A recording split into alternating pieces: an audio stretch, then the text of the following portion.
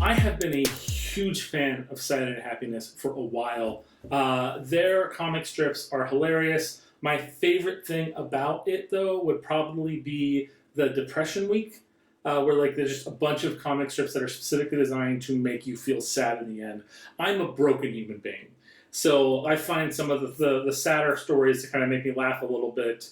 But on that same vein, the dark comedy that is Cyanide Happiness, they've come up with a game done by the Skybound Games, which is a really big company. They do movies, television, comic books. This is their actual games division. They even do video games as well. But they have partnered with them to create this thing called Trolley. Now, this game was available for Kickstarter, had a lot of really cool additional features, but now the regular version of the game is completely available for purchase. So let's open this up, and as I pull out the pieces, I'll tell you a little bit how the game works. I think the TV shows like the Good Place has really kind of given people a lot more information in modern times about what the trolley problem is.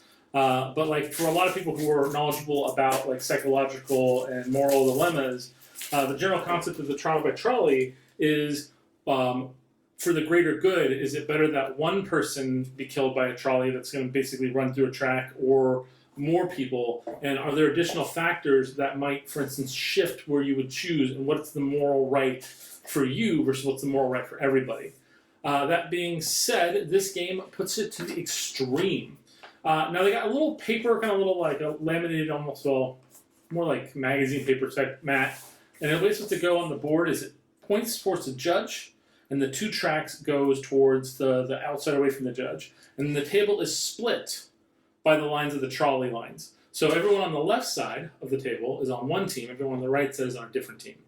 Then there are multiple decks. We'll go through those. There are the innocent decks, there are the villain decks, and then there are the modifier decks. So generally speaking, everyone's going to draw 3 on the teams of the innocent decks, the villain decks, and the modifier decks. And the way it plays out is that each person will get to pick their choice of what innocent card they want at the front of their trolley. That's what they're going to argue should not be killed. We don't want to see that person die. They're decent human beings. Let's not kill them. That's the general concept and idea behind that. Then the other team is going to pick a villain card to place on the other team's track. The reason being is like, oh yeah, well maybe Mother Teresa is on that track, but also so is Stalin. So being able to kind of be all like, oh well, you know, my guy's only got a baby and like a school teacher who's creepy. Their side's got Stalin. Kill Stalin, because you're arguing kind of like in Cards Against Humanity, where you want to argue for your card to be picked. You're actually arguing for your side not to be picked.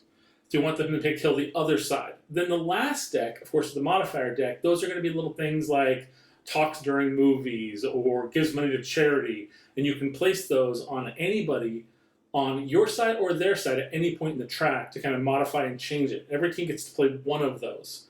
At the end of it, the person in charge gets to choose, the judge gets to choose, like, oh, am I going to go down this track or that track? They have to decide. And when doing so, they specifically are killing one group versus the other, and everyone that was on that team will get a death token. Then play continues to move, so the next person to their left basically become the judge, and the table gets split over again, and people draw their cards, and they play the action over and over and over again until everybody's had a chance at the table to be the judge. Once that occurs, the person with the least amount of tokens is the winner. Meaning, because you can get a token from one team, and then you're not on that team for the next round. So there's going to be a lot of that kind of play, and you want to have the least amount of tokens possible. If there is a tie, the game does not have a tiebreaker. The way they specifically say it is that if there is a tie, then nobody wins, because just be glad you survived this horrible incident. But before we go, let's open up actually a couple of these decks to kind of show you a couple of the cards that you're going to see in here, so you're not just like guessing what they're going to be. So we'll look at just a couple of these.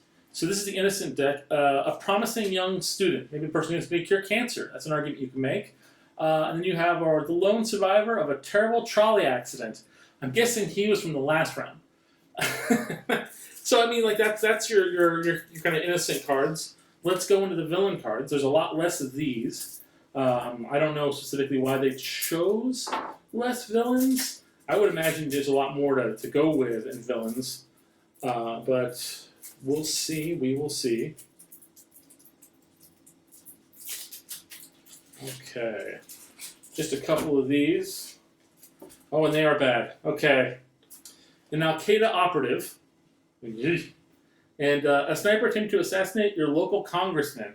That is a heated point of discussion I will not go further into in this political climate. Now, last but not least, let's go through the modifier decks to give you an idea about what's in those. I mean, you are getting quite a few cards, which is a really good,